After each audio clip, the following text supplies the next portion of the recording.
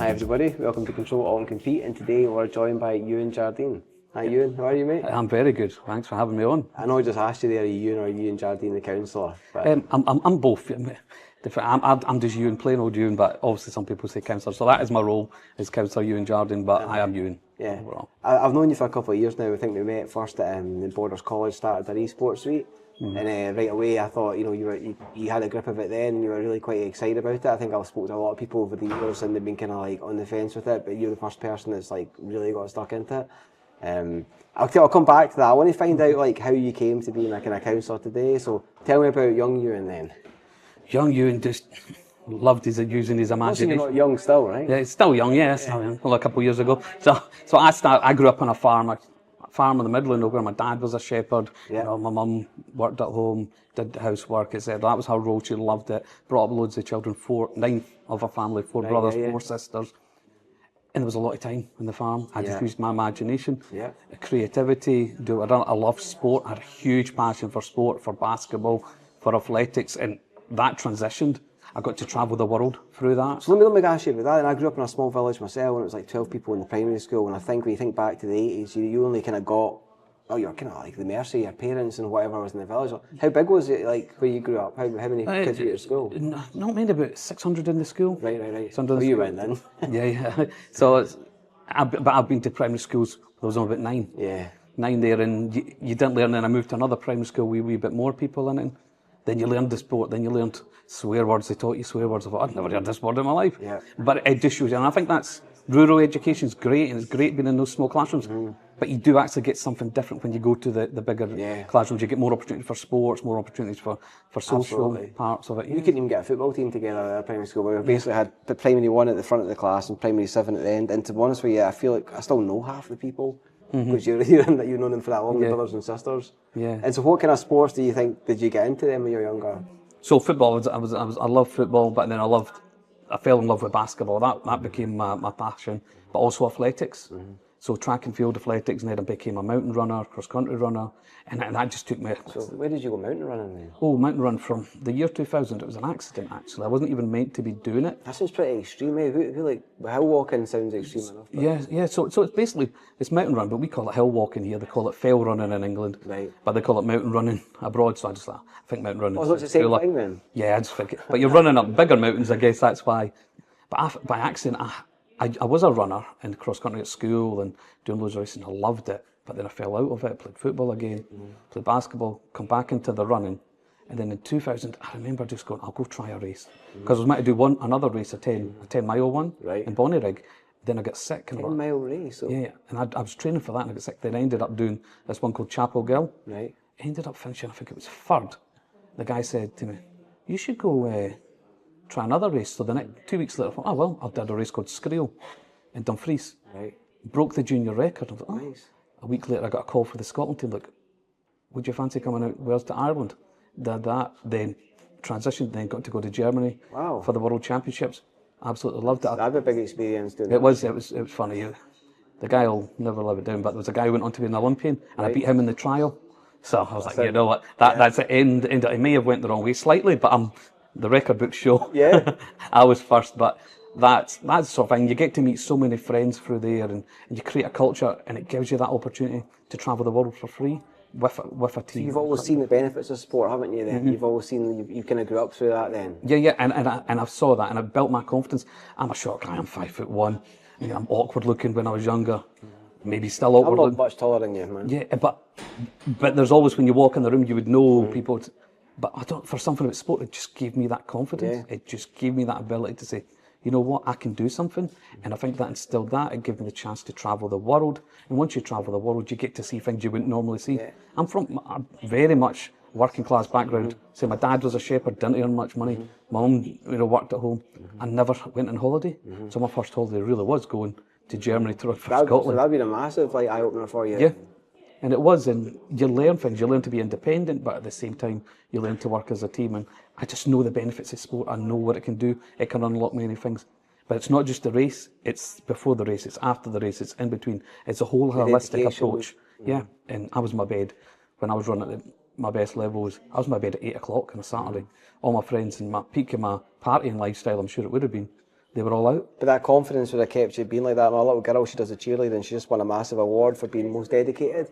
And I can just tell that's really gave her a lot of confidence as well. Like, she's like serious about it. Like, she just wants to go all the time. And it's like I was saying to my wife, like all these things that she gets taught around it, it's going to do it well. And, you know, I'm not saying she'll be a cheerleader when she grows up, but like she's getting all these, you know, great skills learning right now, eh? No, exactly. And that's it. You don't even realise the foundations that they're getting at that age.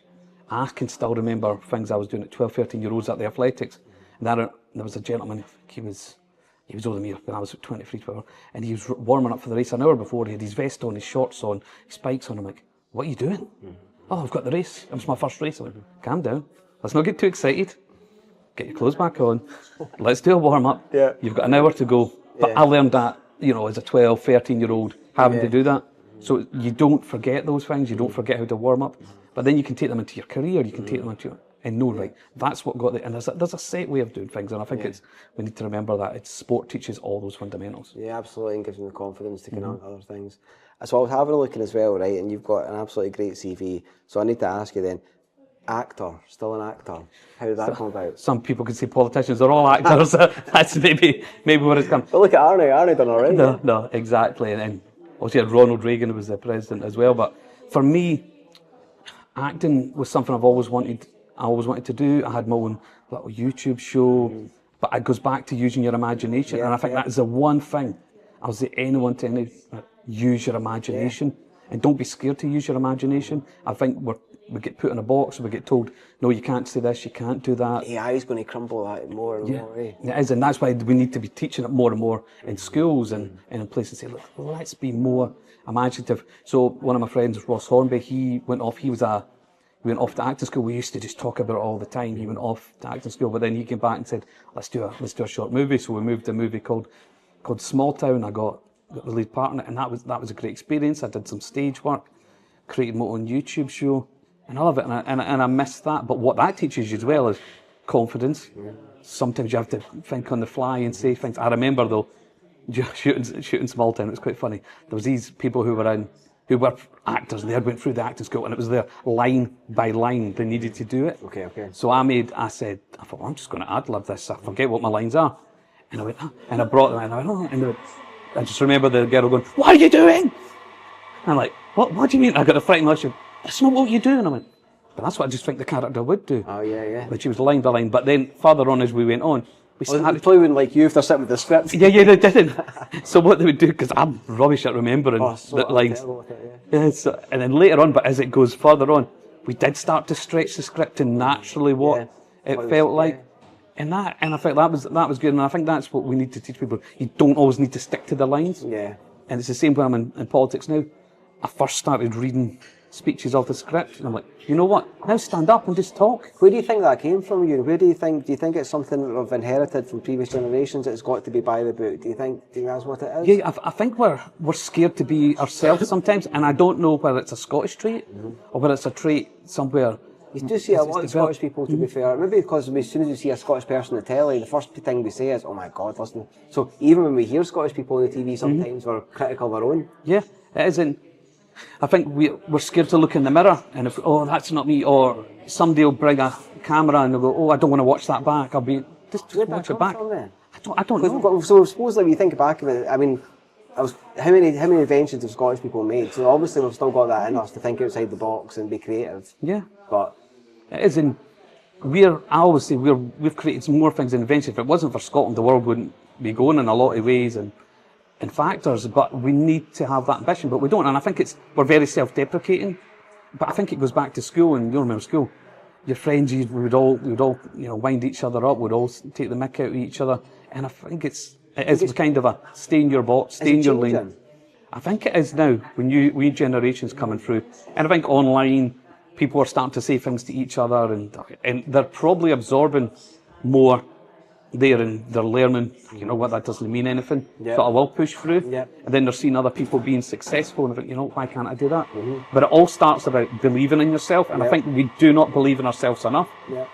And that's what I tried to say, if I can do something, you can do it. I'm just this 5'1" wee guy who's trying to do something, and it's 100%, and that's what came from me from the athletics. I remember saying to my coach at the time, I'm going to break the record in this race. I just felt it, and he went to me, you won't break the record. Just settle yourself down. I went, no, I'm going to break the record. Cheers, mate. Yeah, and I ended up breaking the record that held for 18 years. Yeah. You know, and I'm like, but you barely broke it. Yeah, and I was on a run with a guy. I had a bad time during the running. And I came back and ran with a guy a couple of weeks. And I remember being on the hill and he went, oh, we'll never make the Scotland team. And I went, I can't train with you anymore. I went, why? And I went, because the Scotland team is what I believe I can make. I've been there before. I know I can get it again. And I was slightly heavier. But within 1 year, I'd won a Scottish title, run for Scotland in the World Championships. So if I had kept training with him, I might have still been down, not believing in myself. You see the people I follow online like Gary Vee. It is all about mindset and surrounding yourself with people that are positive as well. Because if you don't, then it can kind of bring you down as well. Eh? Yeah, no, exactly. And it's about being that role model in that space. And people love to be negative, and that's against the Scottish trait. We always moan about the weather. As soon as you come back from holiday, the first thing you say is something went wrong. Yeah. Mm-hmm. No, exactly. I don't know. We just need to be more positive, more forward thinking, and I think we've got it in us. We've got the ability in us, but we don't believe sometimes what we do. Mm-hmm. So I suppose you need those role models as well that are doing it to give them that belief though as well. That's a big thing, isn't it? Seeing people that are Scottish out there doing it and give them that belief. Yeah, it is. It's 100%. So another one then, just to go off from acting, right? What about the rapping side to you? Oh yeah. Which is good, and to be honest with you, here's one thing as well. I say with raps, and I kind of laugh about it, but I was thinking that goes back to the Scottish thing. Why not? No, exactly. So I fell in love with rapping in the 90s. Never ever did. Then I was a huge Tupac fan to start with. I was utterly obsessed with Tupac. But then the more I learned about rapping, in 2000 I thought, I'm going to start writing. Again, go back to that friend Ross Hornby. He was there. Both of us started writing. He stopped rapping after a while, but I kept going. I was on a forum called Rap Check. It's completely gone now. And I was just writing. I was surrounded by Americans there, and we would all, and I was rubbish. I was absolutely the worst guy there. But it was battle rapping in each other. That was text. See, that's so witty. That's what I love about the rap, is the humour side of it. I grew up with MC Hammer, right? And I remember being in the 80s driving about mum and dad, and I had my Walkman. I had the MC Hammer album, and yeah, my God, that was but that's the thing about rap. It's so many people think. But I became obsessed with lyrical rap. After learning that, okay, this is what I like. You need multis, you need metaphors, you need similes. Kept going and going and going. And I thought I was getting good, and then I went into a British UK forum, and somebody said, what are you even talking about? So from there I went, right, if I can do the running, why can't I dedicate myself to rapping? So every time I would rap and I'd freestyle, I'd do everything. And you could be practicing while you're running. Exactly, and that's what would happen. I'd sit in the library before work, and I'd be writing. I had pads and pads and pads, nice. And I was recording. But then back in those days, there wasn't what we have nowadays, where you could pick up a microphone, you could quickly work it out. Auto-tune yourself. Auto-tune, yeah, if you wanted to do that sort of stuff. And then push it through. So I started that, worked it out, made a few tracks, buried them because they weren't very good. Came back, 2007 I think I tried again, stopped. 2011 went back at it again, joined a Scottish hip hop forum, watched and listened to all these guys, went, there's talent here. Then life got in the way, stopped, and I just picked it back up again this year, because it's one of those things. I remember speaking to a guy who played chess. He was a grandmaster in chess. Right, okay. I said, what do you think? And he went, I think about chess all the time. I think about this move, that move. And if you speak to anyone who does rap, they'll tell you they think about lyrics all the time. Yeah. They look at one thing, they go, right, how can I turn that into a lyric? Yeah. So that was starting to come into my mind more and more. So I released a track recently called Little Man, and then released a video for it. And it's funny because it's kind of taken off because people didn't expect it to come, because I didn't really, people who knew me. And did you just put it out on YouTube? I put it on YouTube, it's on Spotify, it's on Apple Music, it's on all streaming platforms. I think that's maybe what you're meant to say. Yeah. So I just put it out. A lot of people didn't know I'd participate in rap, but those who knew me for years said, great to see it coming. I've had some people say, oh, why are you doing that?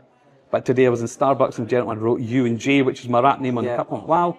That's brilliant. And it's just, and people, what I'm finding is, they're then telling me about what they're doing. Yeah, and being open and just saying, listen, because it's something to come out and say. Like, I've wrote lyrics before and done a wee notepad, and I do it with my little girl, we do the rapping bit and the rhyming, but it's, it's brilliant. No, and Scotland's got a huge rap culture. Do you think we're witty? Do you think it's because we're witty? I think it is, and I think we're witty, and I think we do, and at the start of my rap I go back hard on I think I'm a bard, like rap when I stand at the mirror. Robert Burns is obviously the bard, Rab, who I'm talking about. Yeah. We have that history. Yeah. We've got Sir Walter Scott, who's one of the greatest literature writers of all time. why can't we continue in that space? Yeah. But because it's seen as American or it's seen as London, it's not seen as something Scottish people should do, but it can be. And I think I end my rhyme as problem. It's an ironic trait because when you're from Scotland, you don't even think you're that great, and I think that sums it up. We are great, but we just need to remember we can do things. And so, in a sense, then, what is the Scottish gangster? Scottish gangster rap. So, what was your rap gear then? Yeah, my rap. I'm just who I am. Do you think that's breaking away from the mould of having to look like Tupac and the chains and things like that? Absolutely, and I think people just need to be who they are and what they do. I mean, when you're rapping, you do have I was saying to someone the other day, no matter what thing there is a uniform that you end up doing. If you see a cyclist, they'll have a uniform. Yeah. I think it was a Border Union show. Not the Border Union show, the Union show that was on up in Edinburgh the other day. Right, okay. All the farmers, you could tell they were farmers at the railway station. 100%. Because they had the You go to the Highland Show, you see the Highland Show, that's the one. Yeah, they've worn like their checker shirt and before brand new cat boots. Yeah, but that's a uniform and they don't realise they're wearing a uniform. Yeah. Everybody in what they're into has a uniform. So hopefully maybe if people look back at what I have been wearing, oh actually he was a rapper. He just didn't realise it because I wear my hoodies, I wear, you know. And do you think having that self-confidence is like maybe because obviously now you're a councillor, right? So do you think that having that self-confidence is maybe put other people, oh he's been himself, like other councillors up against you? How do you think they feel about you knowing like, because you probably break the mould, right? Yeah. Yeah, and hopefully it's breaking the mould. I know some are maybe a bit cautious to think, oh, I didn't expect that, but some have been saying, you know what? That's what we need. I absolutely like it, and that's what I'm hearing when people are saying who are not into politics, say, we want to see our politicians breaking the mould, being outside. Yourself, and actually being relatable. And that's what it's about, and I don't think we can say, oh, I know this, this is what, no. Actually, I've lived this, or you've lived this, and I've not lived through everything, but I know some things that I've done, and I know other people can bring their expertise in what they've done, and it's about just be yourself. I've said to people, you'll be in a box long enough when you're dead. Do not let anybody put you in a box while you're alive. That's a good one. Live how you want to live and do what you want to do, as long as you're not breaking any rules or any crime. But it's about there, and it's use your imagination. I mean, we're in a world where people are scared to jump out because somebody will push them back down. No. Oh, there's so many trolls that will just attack people for being themselves all the time. It's terrible. And it's a shame because they're probably sad themselves. That's the thing. Do you know what I mean? They need that support, and I think... Yeah, and for me, if I can inspire just one person to go, if you can do it, I can do it. Yeah. That I've done my job in it. And it's because I don't think it's not about me. It's about inspiring, building the confidence of people to go, you know what? I can take that step. You're doing it because you enjoy it. Yeah. I'm doing it because I enjoy it. And if I'm in a position where I can do it, and also if I can help people listen to Scottish rap and help there and bring that up. I'm not here to take anything or do anything. I'm here just to hopefully inspire someone, you know what, let's make something happen. And so when the counselling side then, how did you fall into that then? So I was...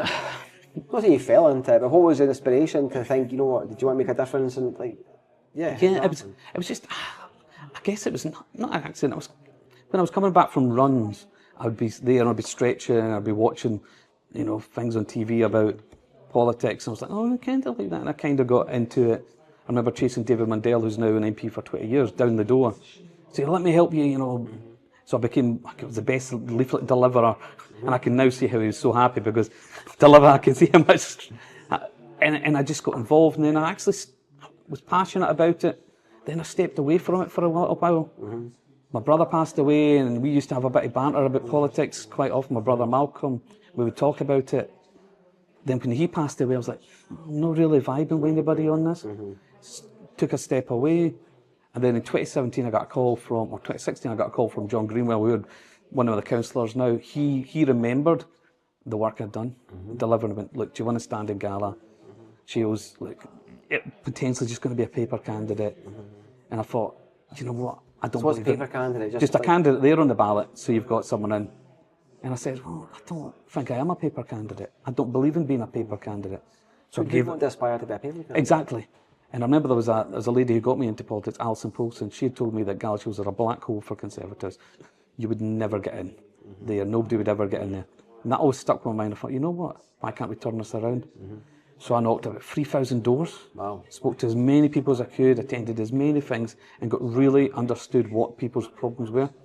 I think And given your life so far, I bet you could relate to a lot of people pretty quick. And that was it. I wasn't coming in, hopefully wasn't coming in pretentious or thinking, this is me, this is what I'm doing. I was just speaking to people on the doorstep. And I was from a background in customer service, and I love people, and I love talking to people.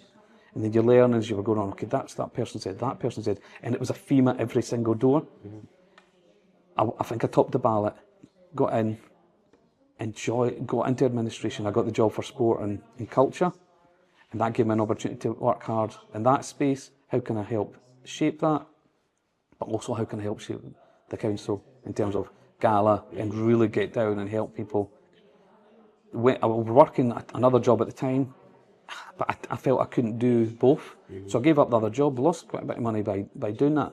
But I wanted to give my all to politics and give my all to the people. I can imagine the fact that there's that chase to change things would be quite inspiring. And that's what I meant. Is hopefully the only reason I'm a Conservative is I believe in creating opportunity, and that anyone can be anything if you give them that little opportunity.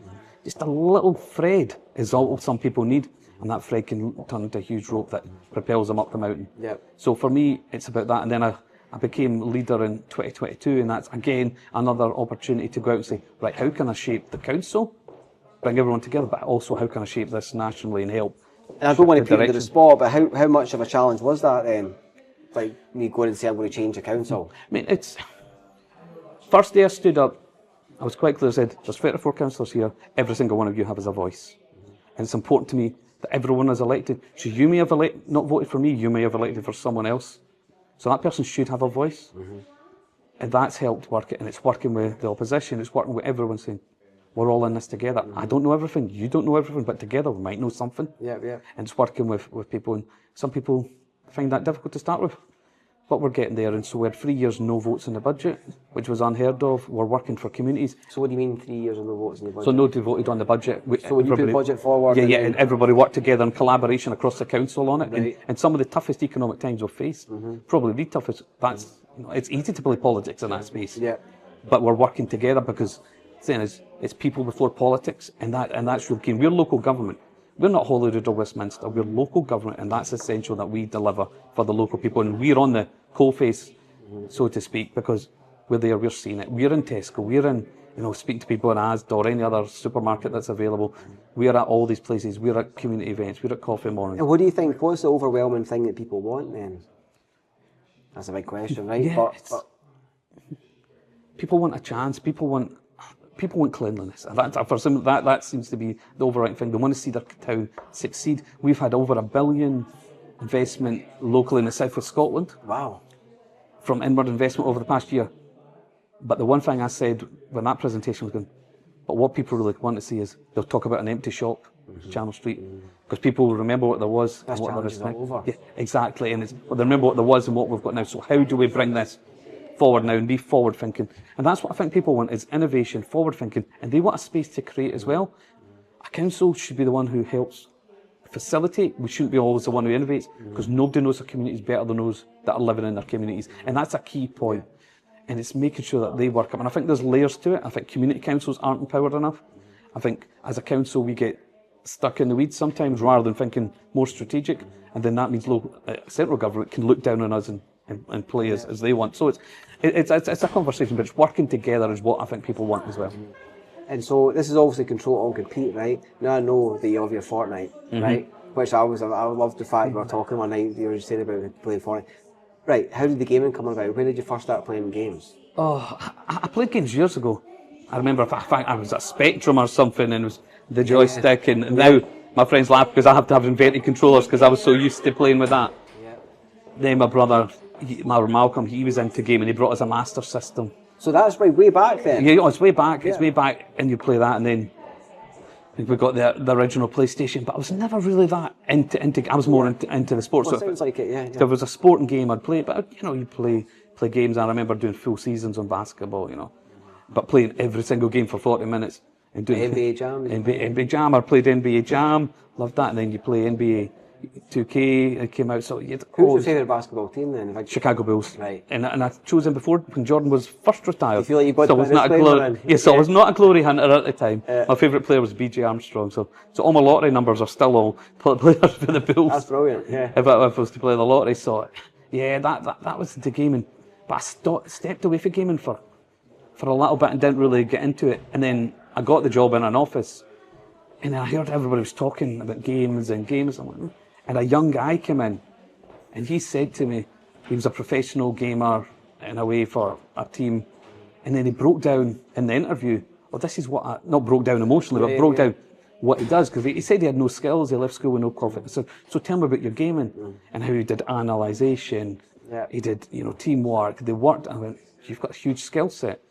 So that made me think, like, maybe I should start looking into this. You wouldn't have thought that, would you? You wouldn't have. And even just walking down the street, you wouldn't have thought, that guy's a top gamer. Because there was a stereotype. I guess I had a stereotype. You really fall into that stereotype as well. Just talking about the uniform that you wear.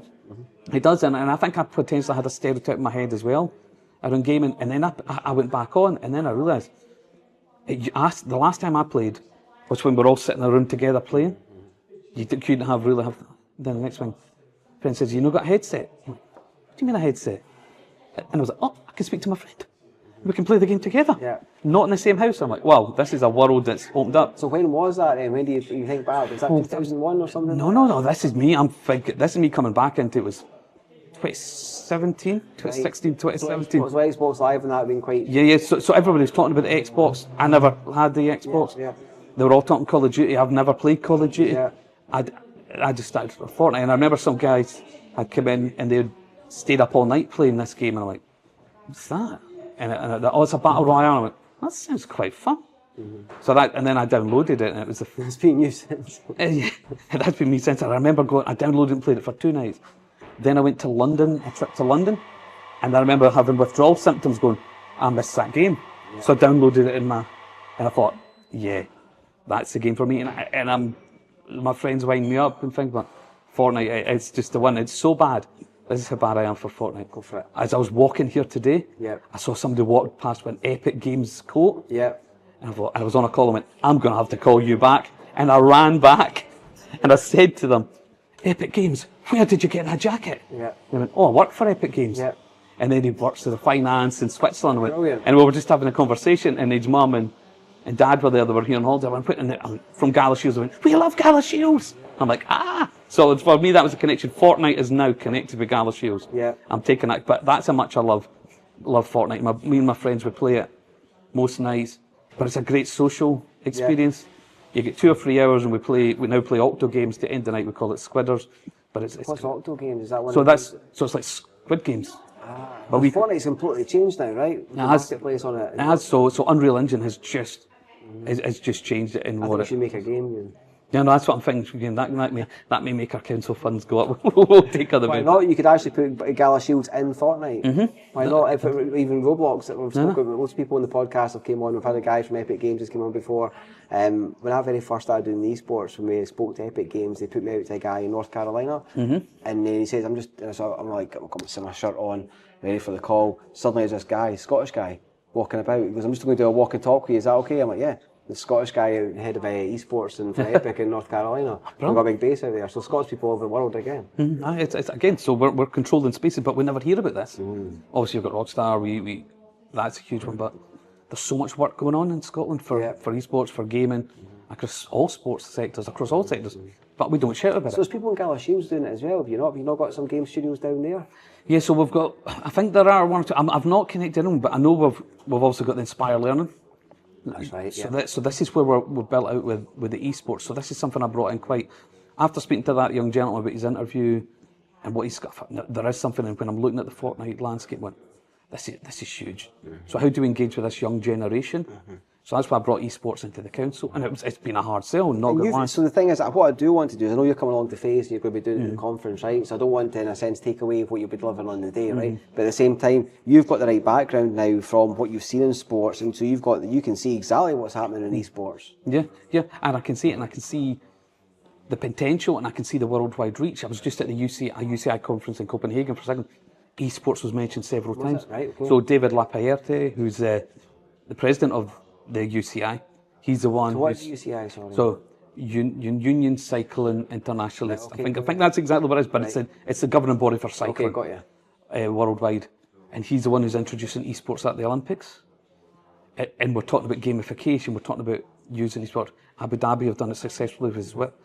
It's not Swift, I think it's called Whoosh or something. They've created their own platform for it. Oh, for the bit of cycling, I've seen it before. Because I think because it was coming to Glasgow a couple of years ago, we were speaking to a company, we were talking about introducing it at the time, and I remember researching it. Yeah, and they've just won an award for how they helped women in Abu Dhabi during Ramadan, etc., get into cycling. So they didn't want to go outside, but they did it through virtual, and that's integrated. So why can't we be utilising that? So in the Scottish Borders, see, I won't talk too much because we'll save it for the conference, but we are 2 or 3 steps ahead of everyone else. So now we can interlink that in and go, okay, we're ready to do that. Do you know what? Also, what I'll say is as well, people that watch the show, you'll realise we used to have a Halo helmet here as well, but we've now got a new studio, so you're probably one of our last guests in the cafe. And what I will say as well is, if you want to hear any more from you and how you've done it, definitely come along to FaZe, right? Oh yeah, I'm looking forward to it. I think it's going to be the convention of the South of Scotland where you get to meet the Deputy First Minister and all kind. They had actually booked in for the same day. And I went, nope, you cancel that. I'm going to FaZe. Good man. To come to talk to give that sense that we're doing, because you've come out and we've reached out to what we're doing. If we can just, again, it's like I talked about the rap, if it inspires one person, if one person that takes that way and goes, you know what, I want to do that. Oh, I'm so happy you're coming in. I was at a school today, in a high school, and they were talking about the problems they've had with their IT and their network. And I said, look, come to FaZe.